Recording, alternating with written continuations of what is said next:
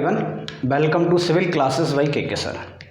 देखो SSC JE 2023 को लेके बहुत सारी कन्फ्यूजन्स हैं लोगों के दिमाग के अंतर्गत। ठीक है, आज उन्हीं सारी एसएससी जेई से रिलेटेड जितने भी इश्यूज़ हैं लोगों के, ठीक है, जो भी समस्याएं हैं या फिर जो भी कन्फ्यूज़न है उसको दूर करने के लिए सिर्फ ये छोटी सी वीडियो मैं आज बनाने जा रहा हूँ। ठीक है, ये वीडियो जो बनाऊँगा मैं मेरे अपने एक्सपीरियंस, खुद के एक्सपीरियंस के अकॉर्डिंग बना रहा हूँ। जो प्रॉब्लम्स हमने फेस करी हैं उन्हीं के अकॉर्डिंग मैं आपको ये वीडियो बताऊँगा। ठीक है, अभी एग्ज़ाम की बात करते हैं। एग्ज़ाम के अंतर्गत जो टाइमिंग रहेगा वो अपना 60 से 70 दिन का आप टाइम मान के चलिएगा। मान लीजिए मोटा मोटा सा आपके पास 2 महीने हैं। ठीक है, बहुत सारी कोचिंग्स हैं, अपने नए बैच स्टार्ट कर देंगे, बहुत सारी टेस्ट सीरीज़ हैं, अपनी नई टेस्ट सीरीज स्टार्ट कर देंगे। इस पैटर्न का ये बैच आ जाएगा, धमाकेदार फलाना जो भी ठिकाना है। ठीक है, आपको किसी के जाल में नहीं फंसना है।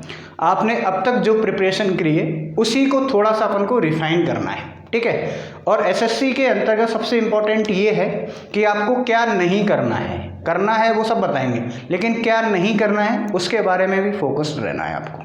ठीक है, एसएससी जेई ने थोड़ा सा आपकी बार चेंज किया है, जैसा कि आप सब इसके बारे में पहले से पता है, पैटर्न में थोड़ा सा चेंज किया है।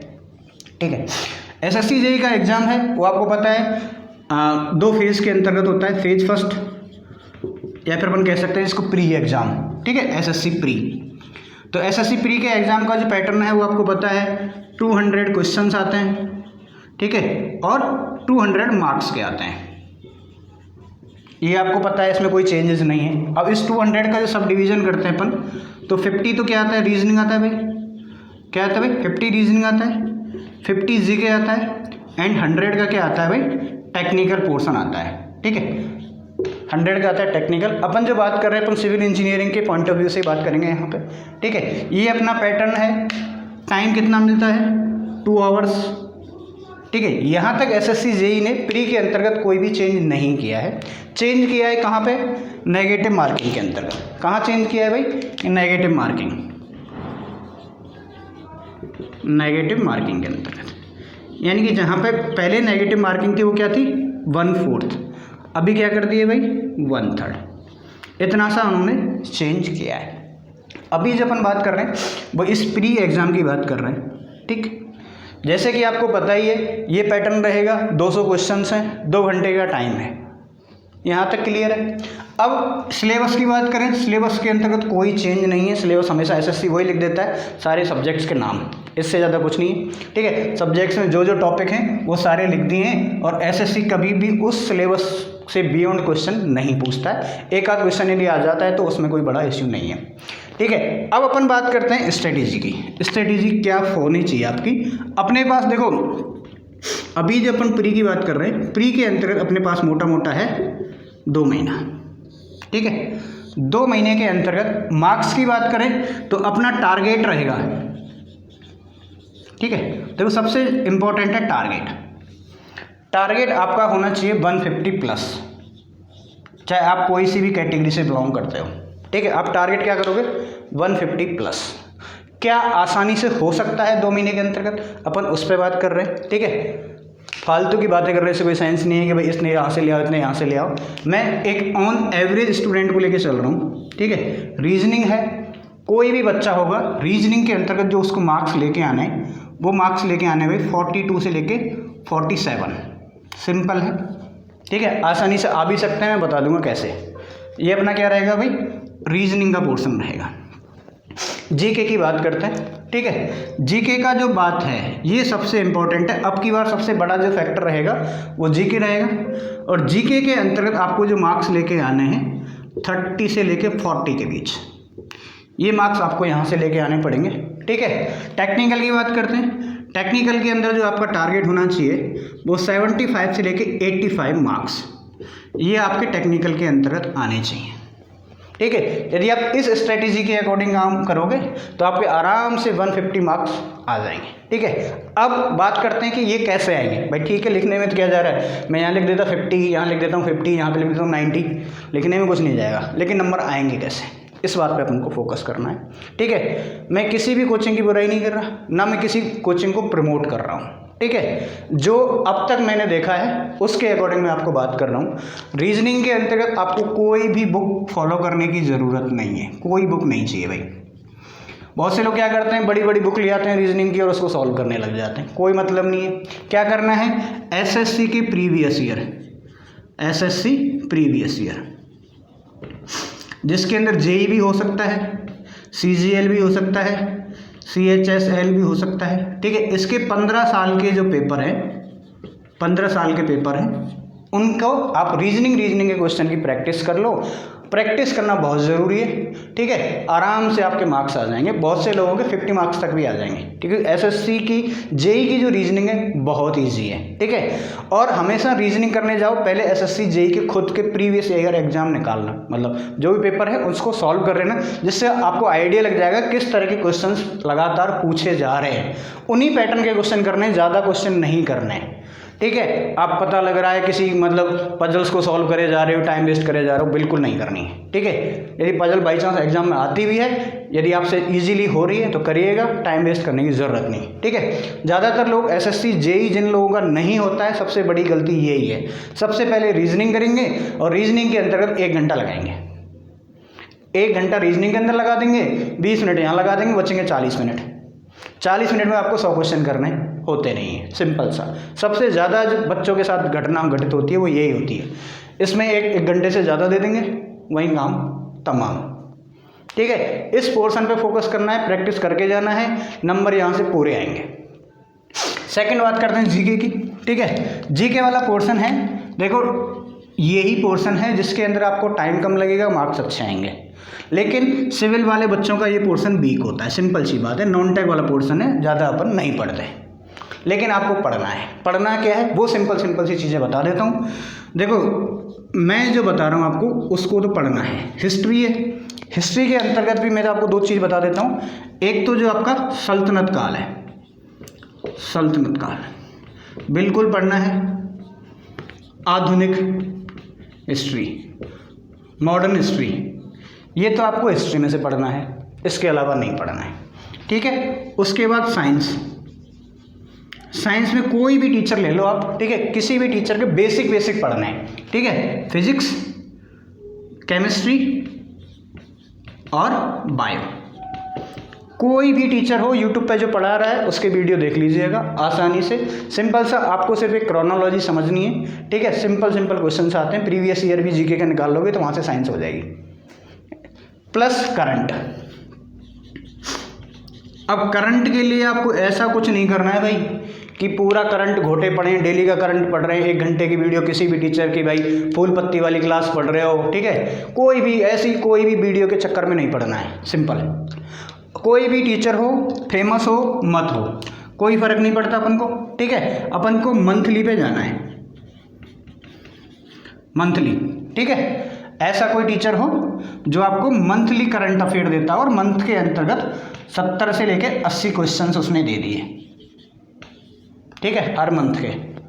आपको कुछ नहीं करना, जनवरी से स्टार्ट करना है, जनवरी से लेके इतने का। मंथ की वीडियो की मैं बात करूं 30 से 35 मिनट की एक वीडियो होगी। कोई भी यूट्यूब पे टीचर पढ़ा रहे हैं, बहुत अच्छे टीचर हैं, पढ़ाते हैं, बहुत अच्छा पढ़ाते हैं।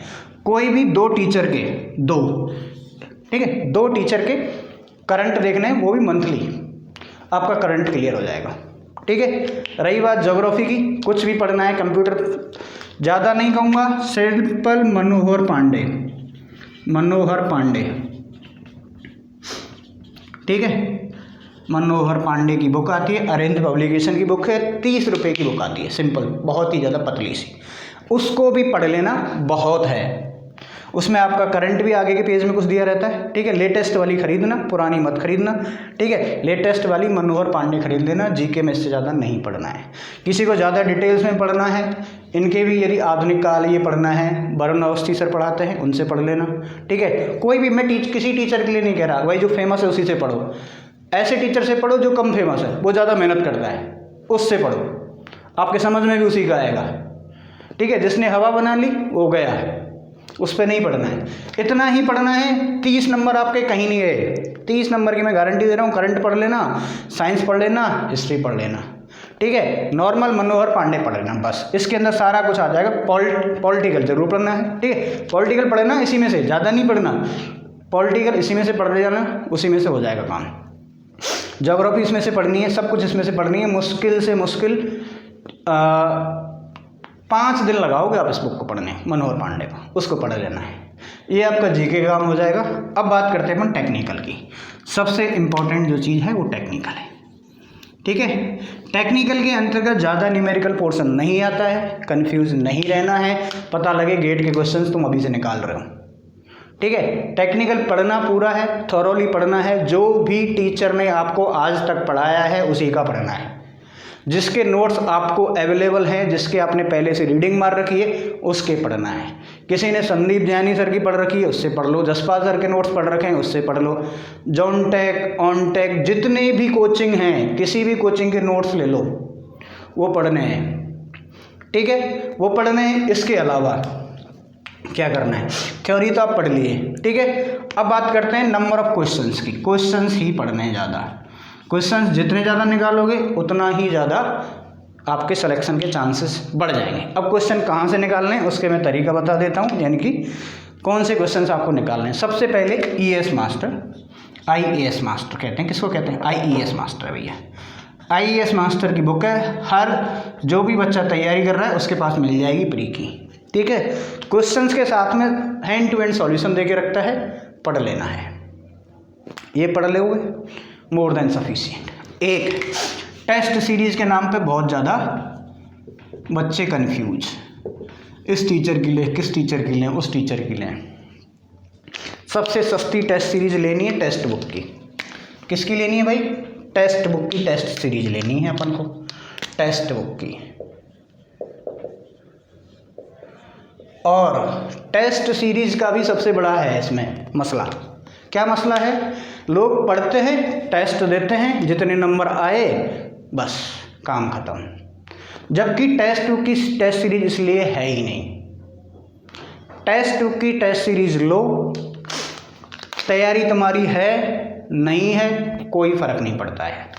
आपने टेस्ट दिया, टेस्ट में नंबर आए 2, 10 में से यदि आप पार्ट्स के अंदर दे रहे हो, 10 में से मान लिया कि नंबर आए 2, बहुत सही है, बहुत सही है। यदि आपके 2 नंबर आ रहे हैं तो क्या करना है, पूरा सॉल्यूशन पढ़ना है।